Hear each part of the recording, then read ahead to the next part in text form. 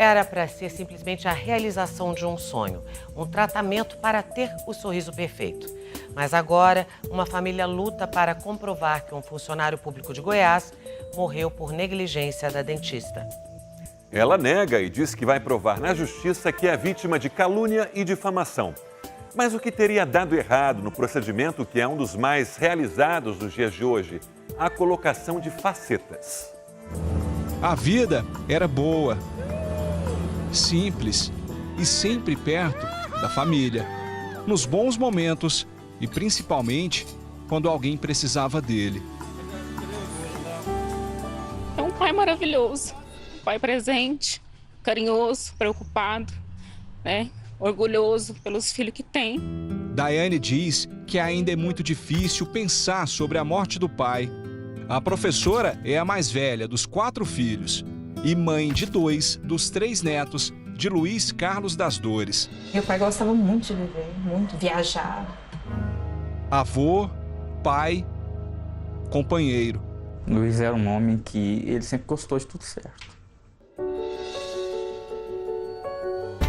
Luiz Carlos era funcionário público e aos 57 anos estava prestes a se aposentar. Queria aproveitar a nova fase e passou a cuidar mais da saúde e do visual. Emagreceu e foi atrás de um sonho antigo, um sorriso perfeito. Luiz Carlos queria diminuir o espaço entre os dentes e decidiu fazer um dos procedimentos estéticos mais procurados hoje em dia nas clínicas de odontologia: a colocação de facetas dentárias. Nesse método, o dentista molda pequenas placas de resina ou porcelana na ponta dos dentes para cobrir imperfeições como manchas, desgastes ou espaçamento. O cirurgião tem que desgastar os dentes permanentes para abrir espaço para o material que será colocado. Benedito conta que encontraram a profissional para fazer o procedimento na internet. Na página dela, quando eu abri, tinha um conhecido em comum falando que era muito bom o trabalho dela em questão. E nós procuramos ela. A doutora Jamile Flecha, de Goiânia, se apresenta nas redes sociais como especialista em facetas e lentes de porcelana. O Domingo Espetacular teve acesso ao orçamento apresentado. Luiz Carlos colocaria 22 facetas e 3 próteses. Benedito, 12 facetas nos dentes superiores. Juntos, os dois pagariam R$62 mil pelo serviço. Segundo Benedito, antes de começar o procedimento, a dentista solicitou um único exame. Uma radiografia panorâmica só, a mais simples de todas. Em momento algum, ela perguntou sobre alguma doença, nem para ele nem para mim.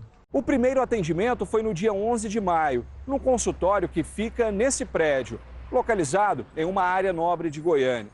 Cerca de 30 dias depois, no início de junho, o trabalho já estava pronto e as facetas já tinham sido colocadas. Benedito conta que nos primeiros dias, os dois sentiram dores intensas. E ela disse que era normal nos 3 primeiros dias uma sensibilidade um pouco pesada. Ela não indicou nenhum remédio antibiótico, nem para antes, nem para depois do tratamento. Mas na hora que ela ligou para nós e pediu para colocar os dentes, que iria colocar os dentes permanentes, a gente falou, agora vai acabar todo e qualquer problema. Agora a gente vai sentir aquele alívio de estar tirando aquilo da sua boca e vai encaixar tudo no seu lugar. Só que na verdade é aí que começou a pior fase. Dias depois, como a dor não diminuía, eles decidiram voltar à dentista. Ela abriu a boca dele e falou, não, a gengiva tá ótima, sua gengiva tá perfeita e eu não tô vendo nenhum inchaço. Se você acha que está inchado, onde que é? Aí ele apontou para ela, que era do lado esquerdo, justamente do lado onde foi achado o dente depois na UTI, segundo premolar número 35. E ela olhou novamente e falou, não está inchado, o senhor pode ir embora para casa tranquilo. Em casa, o funcionário público teve febre e queda de pressão. Como piorou muito, Benedito mandou mensagens para a dentista Jamile de madrugada. Ele voltou a reforçar a situação de sofrimento de Luiz Carlos e pediu orientação, se não era o caso de procurar a emergência de um hospital. É bom ir na emergência, sim, fazer uma radiografia para saber o que está acontecendo, porque problemas nas facetas não é. Se fosse, já teria dado problema desde o dia que fez. Esse inchaço, esse edema com essa dormência que está sentindo, isso tem que descobrir o que é. A família decidiu procurar ajuda médica. No dia 8 de agosto, Luiz Carlos passou por 4 clínicas e hospitais de Goiânia, até ser transferido para a UTI deste hospital particular. O funcionário público morreu 10 dias depois, vítima de infecção generalizada. Durante a internação, médicos e cirurgiões dentistas tiveram que extrair um dente de Luiz Carlos que estava infeccionado, um provável foco de bactérias. O atestado de óbito de Luiz Carlos aponta a septicemia, que é a infecção generalizada, e também pneumonia viral, insuficiência renal aguda e hipotermia. A família foi atrás de respostas. Procurou profissionais da odontologia que analisaram o único raio-x que Luiz Carlos fez antes de colocar as facetas. Nos laudos, todos indicaram que ele tinha perda óssea, uma condição que impede o procedimento estético antes de um tratamento prévio. Para essa especialista, em casos como esse, Luiz Carlos tinha que ter feito vários exames para detectar problemas cardíacos, diabetes ou outras situações crônicas.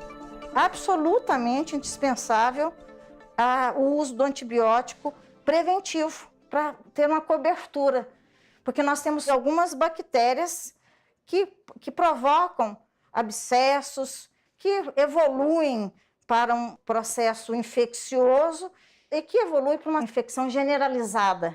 Isso muito rápido.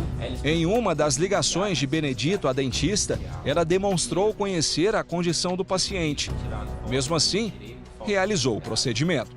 Eu falei sim e afirmo novamente a você. O Luiz está com força mastigatória de um lado. Ele precisa colocar os implantes. Isso eu falei para você desde o início do tratamento. Que eu tinha que colocar as facetas, mas teria que marcar a cirurgia para ontem. Pode ser que a força mastigatória dele está dando isso. Mas problema nas facetas está gerando isso? Isso não é. Isso eu te dou total certeza.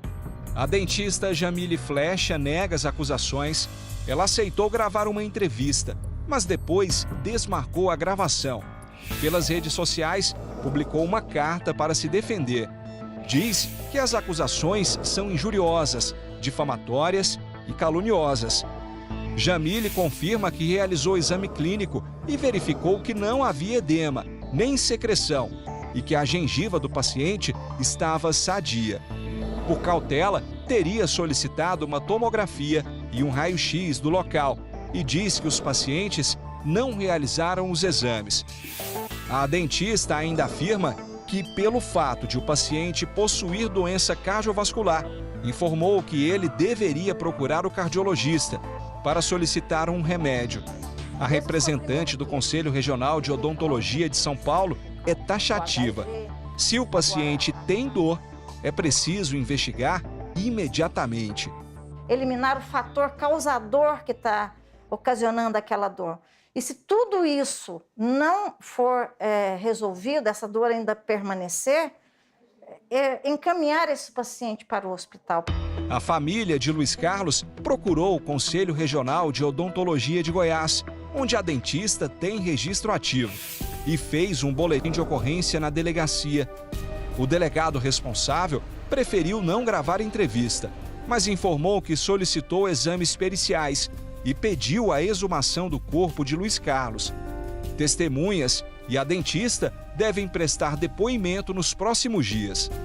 A defesa de Jamile afirma que não foi notificada oficialmente sobre o caso, que não houve nenhuma negligência, imprudência ou imperícia por parte dela, que as afirmações não têm amparo legal ou provas concretas e que vai responsabilizar Benedito Antônio por difamação, calúnia, injúria e ameaças.